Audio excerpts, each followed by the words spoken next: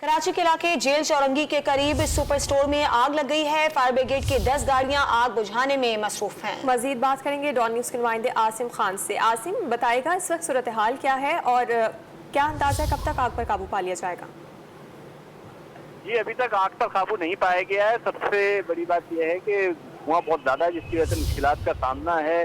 ताहम मैं बताते चलूँ कि जेल रोड का इलाका है, यहाँ पर एक जो है निजी सुपर स्टोर है, काफी बड़ा, जो फुल्ली सेंट्रल एसी है। उसमें जो है अचानक आग बढ़ गई थी, इससे शिद्दत इख्तियार की और इस वक्त भी जो है यहाँ पर अंदर से जो है धुएं के बादल उठते दिखाई दे रहे हैं। ताहम फायर ब्रिगेड ने फौरी तौर पर इमरजेंसी नाफिज करते हुए यहाँ पर इसे तीसरे दर्जे की आग करार दिया है और अब 10 से ज्यादा गाड़ियां जो हैं आग बुझाने में मसरूफ हैं, जिसके इसी इमारत के ऊपर जो है रिहायशी फ्लैट भी मौजूद हैं।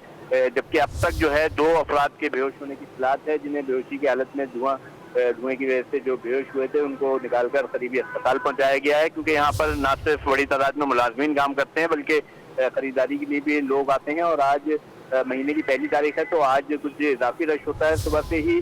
तो यही बताया जा रहा है कि काफी बड़ी तादाद की लोगों की, लेकिन अब तक की इत्तलात के मुताबिक तमाम लोगों को बाहर निकाल लिया गया है। लेकिन फिर भी खदशा जाहिर किया जा रहा है, क्योंकि इसके 1 से 2 फ्लोर हैं अंदर, तो उस पर कोई मौजूद ना हो, तो इसलिए जो है रेस्क्यू ऑपरेशन भी साथ साथ जारी है। तमाम धुआं बहुत ज्यादा है, जिसकी वजह से जो है फायर ब्रिगेड अमले को जो है परेशानी का सामना है। किस फ्लोर पर आग लगी है, इस हवाले से कुछ अपडेट कीजिएगा।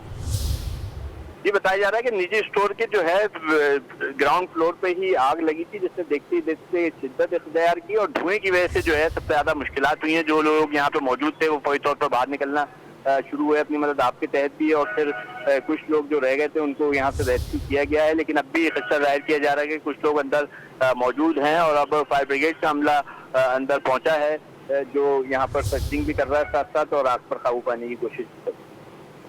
बहुत शुक्रिया आपका आसिम खान तफसीलात के लिए।